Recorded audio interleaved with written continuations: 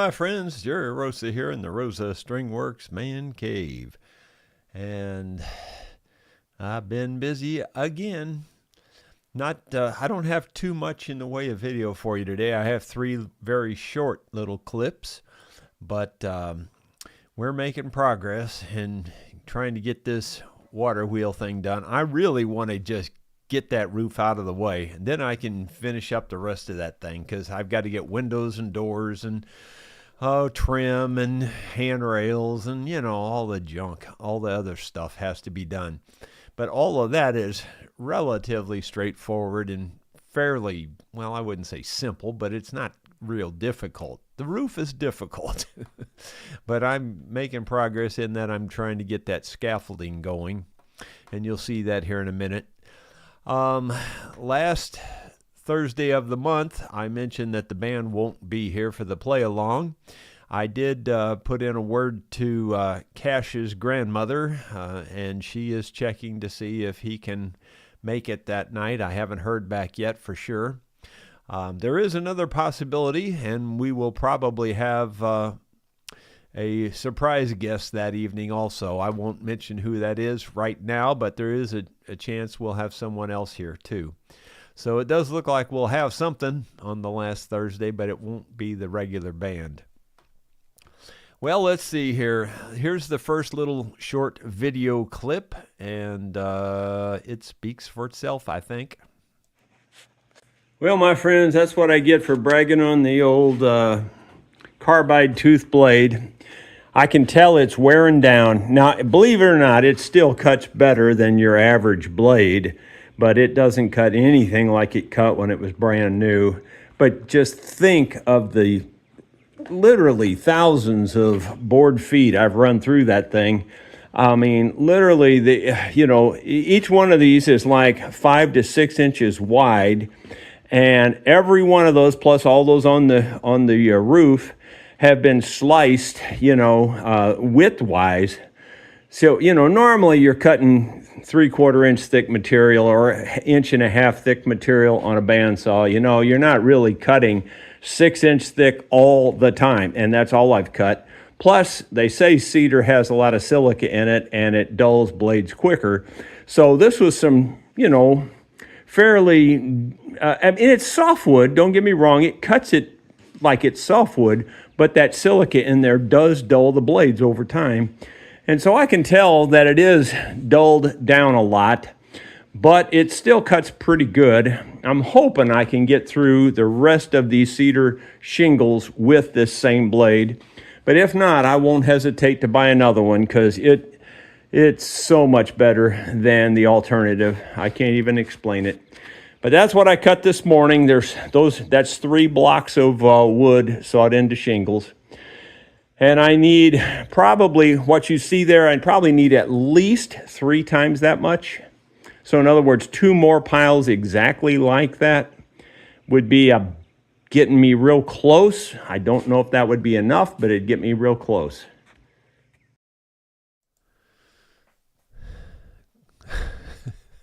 It's like they say, close, like horseshoes and hand grenades, right?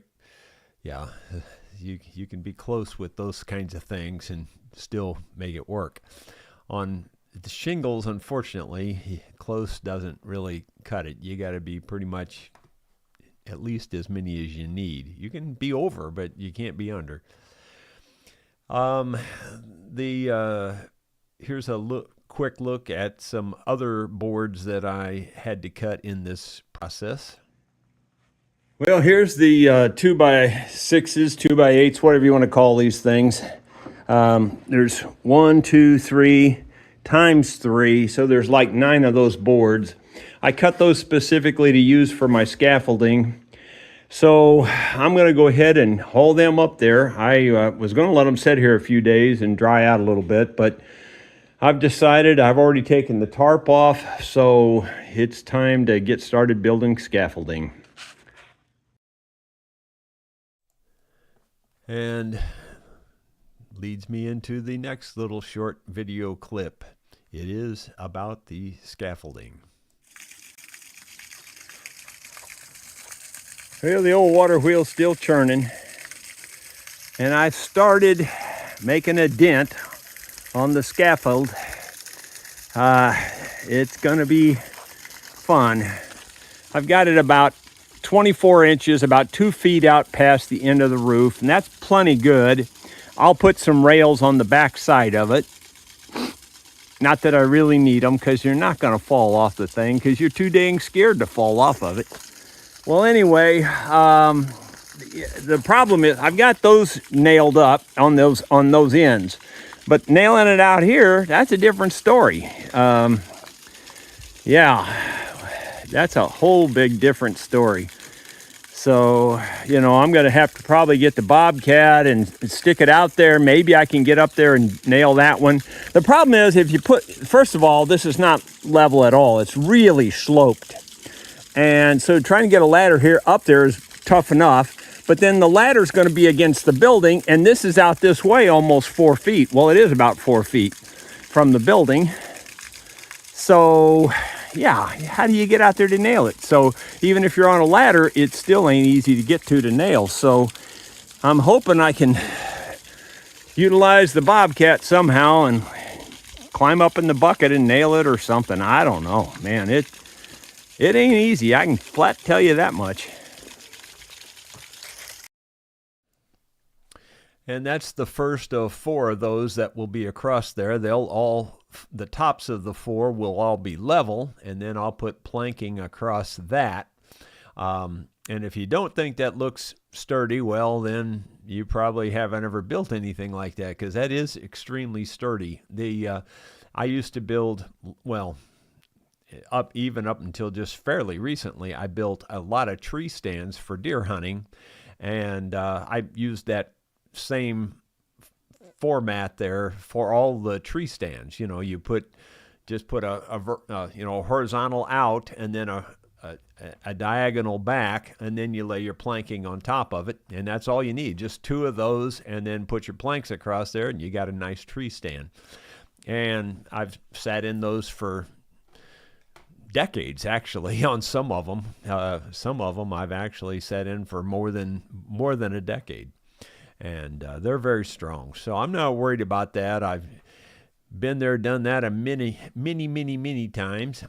And yes, I will put a handrail out there on this because, well, mostly just because on video it looks terrible if you don't.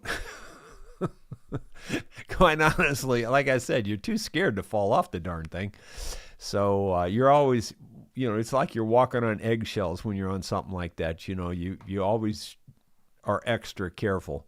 So at least I am, because I'm my religion won't let me do otherwise. I'm a very, very devout coward, especially when it comes to heights. Oh my gosh. Let's see. Eddie Turner was the first one in today, and Bill Webb says good afternoon. And Dottie's praying for everybody. Thank you. Ronald Todd says, good afternoon, Jerry, and everyone from the West Bank in New Jersey. David Tharp says, after being ignored for 20 minutes, I was surprised how quickly Home Depot employees came to my assist when I tried to start a chainsaw. Yeah, it's amazing, isn't it?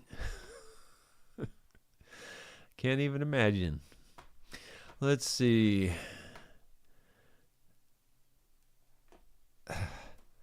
Dottie's asking an interesting question, and I have an interesting story to tell you maybe because of that. I see her question there is, David, did you ever lose your bearings while flying? I had a friend, and it happened to him.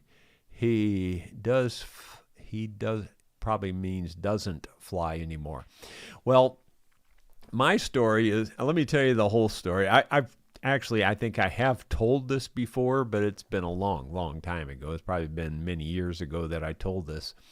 But, I've mentioned my friend several times, the guy that was, his name was Gene Smith, and he was Innovator of the Year at the big Oshkosh fly-in. He was on the cover of their magazine, everything. So, he was really well-known and well-respected in aviation. And he was a bluegrasser also. He played bluegrass music, and he came to all the local jams around here. Well, I would, I'd go to his place occasionally to see what he was doing, because he was always working on some kind of airplane or something. And he made a lot of inventions. He actually patented a number of inventions. He sold a number of inventions and things. And not all of them were to do with aviation. Like, for instance, one of them was a charcoal machine of some sort that he sold to South America. I mean, like, this guy was on the ball.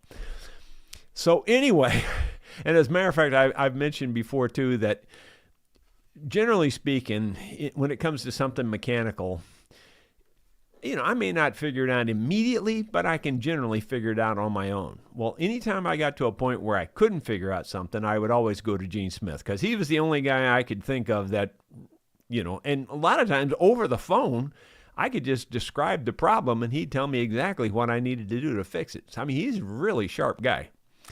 So, all right, all that to tell you that I went to his place one day. He said he was building a new plane, and that I could come down and check it out. Well, I went down and check it out. Well, he's got it chained up to a tree, and he's got the propeller blazing there, so it doesn't fly off. He's got it chained to a tree.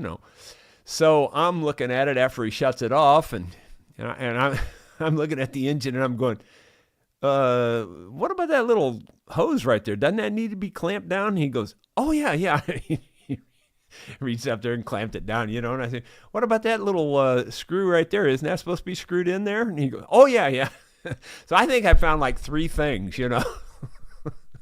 that needed to be done on this thing. And so, he did all 3 of them. Well, then he says, well, you know what? I'm about ready to test fly it. You want to see me test fly it? And I said, yeah, it's cool. So he unchains it from the tree, and he taxis it over to the runway, and he runs it up and down the runway several times, and then he hops it, and he maybe flies 20 feet and sets it back down, that kind of thing. And he did that 2 or 3 times. So finally he says, all right, well, it feels really solid. Everything feels good. I'm going to take off and see how it flies. So sure enough, he takes off, and at the end of his runway, there's these power lines. So he has to woo like this, at the end of the runway. So he's going out like this, and all of a sudden he just pulls it up, man. He goes right above, he goes right out there, no problem at all. He was used to doing that. He did it all the time. Well, anyway, he came back and he landed, and then he did it again, and he came back and he landed, he did it again. He probably did that 5 or 6 times while I'm standing there watching him, and everything. He goes, man, this thing flies great. It checks out great. You want to go for a ride? He was licensed to carry 2 people in his ultralights for training purposes. So he was a trainer and everything. So sure enough, he had a second seat. Now, you have to understand, these are ultralight airplanes. These are not your standard, full-blown cockpit, the whole bit, Now, his did have a little windscreen on it, and there's no actual door. You're basically sitting in a lawn chair, or actually more like a little school desk chair, those little plastic school chairs. You're kind of sitting in something like that, and your arm is hanging outside the plane pretty much. I mean, and you're right against him, and so this really tight. Well, and what I didn't realize was he didn't have mufflers on this thing. It was so crazy loud. I wished if I'd had some kind of hearing protection, it would have been fine. But literally sitting right there, you could scream and couldn't hear each other. I mean, you could just be screaming, trying to talk to each other. That's how loud it was. That part was not enjoyable at all.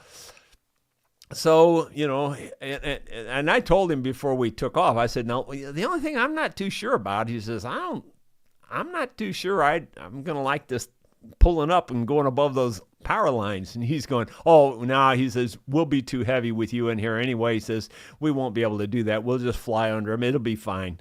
And so that's what he did, and I trusted him. This guy, he was a crop duster for years and years and years, so, I mean, he was quite a pilot. He really was. And whenever he would land it, I mean, like you couldn't even hardly tell when he touched the ground. I mean, like there was no jumping or bouncing. He just set it down and it just glided in. I mean, he was good at it. So that gave me confidence. Well, sure enough, we're taking off. Now you got to remember, it's open cockpit. The wind's hitting you. This thing this motor screaming, and all of that. Well, we get up there, and you talk about losing your direction. Well, normally I have, and I would almost say, an incredible, uncanny sense of direction. I mean, you can put me down almost anywhere, and I can figure out where I'm at and figure out how to get out of there. Well, that didn't happen on this flight. I guess because of nerves and because of the loud noise and all of that, and being 500 to 1,000 feet in the air didn't help anything, especially considering I'm scared of heights. Well, I lost my sense of direction in that flight, and I am not kidding you. I had a major, not a little one, I had a major panic attack. I am not kidding you. Internally, I was just screaming. I couldn't stand it. I was so upset. I couldn't get control of my thoughts and feelings and emotions, or whatever you call it. I just was out of control. Now, I was trying not to show it to him too much, but I was really starting to lose it. I mean, this is going to sound completely stupid to you. I mean, it really is. But I was seriously thinking about jumping out of the dang plane. I know it sounds stupid, but I mean, it was driving me crazy because I didn't know where I was. And it seems so stupid, but it's the truth. It's the way I felt at the time, And I completely lost my bearings, and all this noise and this screaming thing, and then I finally got the hold of myself, and I'm saying, look, he knows where we're at. I don't have to know where we're at. It's okay. I'll be all right. Just calm down. And I finally talked myself down. And it took me a while, but it did. And finally, when I finally settled myself down, then I'm okay. And now we're flying around, and we're over the Gasconade River, and there's these big bluffs, and he's wanting to show me this eagle's nest, and we flew over this giant eagle's nest. And if you've never seen one, they're huge. I mean, this eagle's nest is like 6 feet across. It's not like a bird nest, It's literally like 6 feet across. And so we're flying over that, and that was pretty interesting. Well, then he's, we're basically just following the river and along these cliffs and stuff, And he's leaning over the edge of his side like this, and he's waving to these boaters down there on the river. And I'm looking straight ahead, and here comes this cliff. It's coming toward us pretty good, and he looks back up, and he just goes. It was quite the experience. It's all I can say. It was really something different. But I'm serious. When you talk about losing your sense of direction there, that's what made me think of that, because it was traumatic. I don't know why that bothered me so much, but it did. It just floored me. I don't know how come or why. I guess it was just the nerves of all of the things combined, and being up that high and in this little rickety airplane and the whole bit. But, then once I settled down, it was fine and we had a good time, but it was still, the noise was just driving me crazy. Just absolutely driving me crazy. Once we set it, and when he landed, you could hardly even tell when he hit the ground. I mean, it was, he's really good at flying that thing, but it definitely was an experience, one I will never forget. All right, let's see. Moving on. Then Wavy Gravy says, my neighbor cut a hole in the ice and dropped his line in. Suddenly, a big voice said, there's no fish there. Are you God? He asked. And the voice said, no, I'm the manager of the ice rink.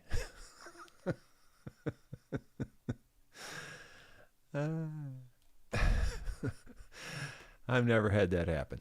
Let's see. Dottie Hildebrand. is after we went live there. And then BH Ringer from Nova Scotia. Hey, you guys in Canada, you better get on board and become the 51st state soon. You better do it really soon because it's going to be long. We're not going to have income taxes anymore. I just watched this, well, I wouldn't call it a documentary, more like a podcast of a guy. It was a black fellow. I've never seen his podcast before, but he was sort of pro-Trump, but yet he kind of pointed out a lot of the negatives too. I mean, he was kind of on both sides. He was probably one of the more fair, people talking. But anyway, one of the main things he was pointing out is, the wheels are already rolling and Trump is doing away with the IRS. He said there was, I forget how many, 1/3 of the IRS audit agents resigned. 1/3 of them is what he said. I don't know. And I don't know if he's telling the truth or not, but he seemed like he was. He seemed like a pretty straightforward guy. Anyway, he said they're doing away with the IRS, and he said Trump is going to fix it where we won't be paying income tax anymore. That's what this guy said. I have no clue. So if you guys in Canada, if you want to get onto a good thing, you better jump on board and become the 51st state. You better start, telling your leaders to get with it.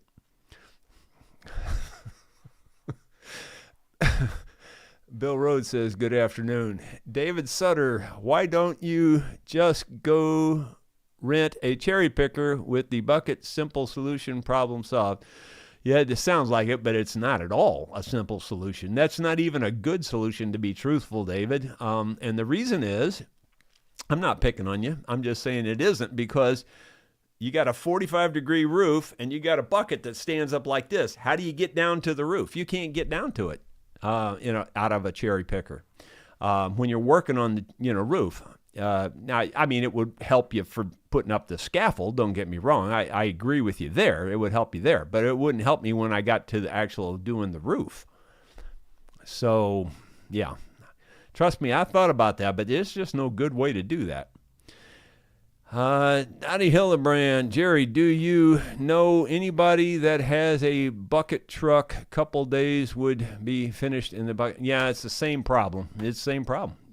I've been in bucket trucks. I've been in them here on my farm, and it won't work. It just won't work because it's a bucket. Now, if it was a flat platform, it would work, but it's not. It's, you got 3 feet sides on that darn thing, and you're trying to lean over. You can't do it. Not for a roof, anyway. You could do it for a lot of things, but not for the roof. Ronald Todd, Jerry, can you rig your Bobcat scaffold so that you can pick it up by the side? That would extend it long enough. Yeah, it's just it just would be too tipsy and too floppy. Trust me. When you get something out there that long, you move it 1 inch here and it moves it 6 feet out there. It does. Yeah, it does. And it wouldn't be strong enough anyway. The wood part wouldn't. David Thorpe, common sense can be punishment instead of a gift. If you have it, you have to deal with all those who don't. Boy, that is the most true thing that's been said today. Gotta fly Lee. Screw it. Don't nail it. I have found it easier to use screws in, well, it's just reaching it is the problem. Nailing it's not the issue. It's getting to it is the problem. Yeah, it doesn't show it in the camera as well. It's just not a friendly spot to be in over there. I mean, like even from the driveway to reach out to it, it's probably 10 feet at least sticking out that way. And I don't think I can reach it with the bucket or the scaffold or anything else I've got.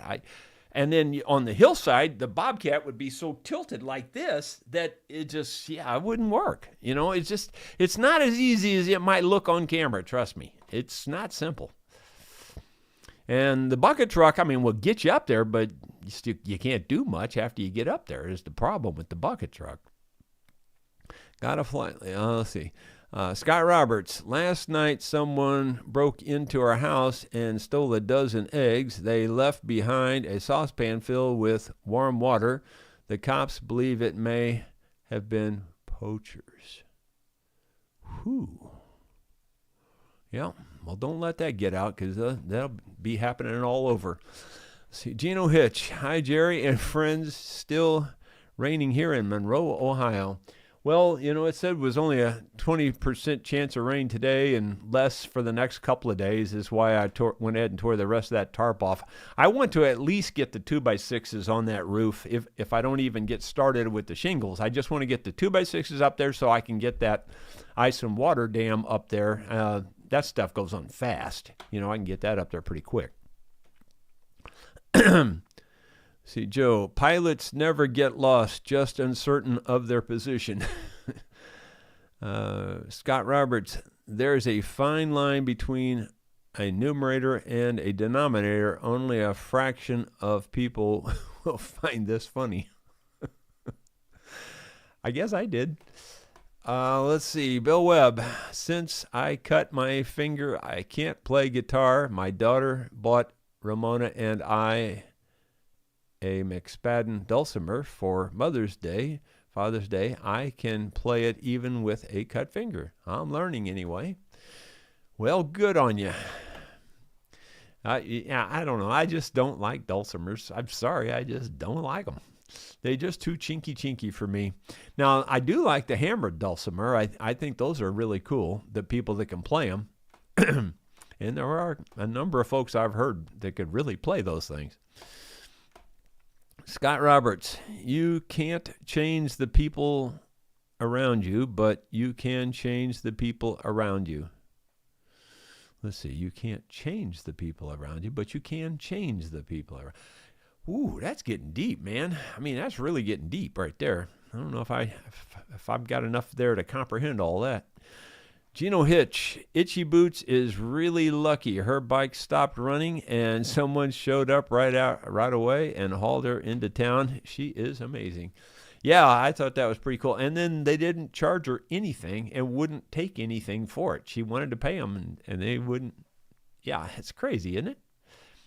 Yeah, I gotta say that she really does make me see that whole Middle East thing a lot different than I would have seen it before her. I mean, it's still a crazy place, it seems like, but she shows a different side of it that I wouldn't have expected. I'll just say it that way, I guess. Bob Hamby, I was wondering if learning to play a dobro is hard to play. My left wrist has seized up, and I haven't been able to play my guitar for about a year now. Well, Bob, I don't know how to answer that. I don't play one, but I don't think they're real easy to play. But I think, in a situation like you, that I think it'd be a good idea to give it a try. I don't think they're real easy, though. But then again, nothing's real easy when you're talking about playing music. Bob Hamby again, looking for an alternative to still be able to play. I miss playing daily. Yeah, I think it makes sense to give it a shot. I really do. David Sutter, yeah, I thought about that. I don't know how that would work either. Thanks. Yeah, again, it's just seriously, because I've been in bucket trucks here on the farm. In fact, that cable I strung across there for the martins to land on, I was in a bucket truck when I was stringing that. And I was thinking about how else I could use a bucket truck like that on the farm, and I mean, they're great for anything you're doing from your waist up. They're great. But when you got to go from your waist down, it's not so good, I mean, unless you can get down below whatever it is, and you can't get down below that when you're on a roof, So I have to use the scaffold to get up there. But the bucket truck would help me build the scaffold. There's no question about that. But is it worth it? It's not worth it for me. Especially considering how far I am from everything and how much it costs to rent one of those kinds of things. Let's see. Wavy Gravy. My neighbor bought a hammered dulcimer, but the problem is he's usually too hammered to play it. Joe, when flying at night, if you don't like what you see, switch the landing light off. Let's see. Scott Roberts, Bob Hamby, how about switching to slide guitar? Yeah, well, it's kind of almost the same thing, really. Not exactly, but it is very similar. Ronald Todd, Rich Mullins could really play a hammered dulcimer. Yeah, there was a Rick, now that you say that, Rick, can't think of his last name right now, but he was really a fella in our local area that was nationally known, could really play a hammered dulcimer. I mean, the guy was really good. Scott Roberts, Volkswagen is coming out with a battery-powered car. Gonna call it the Lightning Bug. Oh, man. Now, that took some thinking on that name. Well, guys, I'm going to let that be it, and I'm going to head back out there and hopefully, and I'm not guaranteeing it, but I'm hopefully going to get all that scaffolding put up there yet today. I wouldn't bet on that, but I'm going to try it, and I'm going to do my best to get it up there. But I really do want to get that scaffold up because I want to get those 2x6s on there and then get that, that tar paper stuff covered over that and get that done. Bill Webb says, I know how you feel about dulcimers, but it's an instrument I can play for now. Yeah, well, no, I'm not picking on you about it. I'm just not crazy about dulcimers myself. David Tharp says, thumbs up. Well, if you would, please, I'd appreciate that. Zacharac says, tune your guitar to a GGD, then you can play notes with one finger on frets. Rick Hull. That kind of sounds right. I knew it started with an H. I knew his last name started with an H, but for some reason Hull doesn't quite sound right either, but I think that might be it. He was very, very good. Very good, and nationally known even. Dottie Hillebrand, please be safe. Yeah, I'll try. Like I said, I'm too scared to fall off the darn thing. Let's see. Well, thank you, Clyde, for the prayers. Guys, I'm going to let that be it. Thank you all so much. Please come back tomorrow. We'll see you then, and I'll have something else, hopefully some nice video about this scaffold, and maybe give you some views from up there, too. Take care.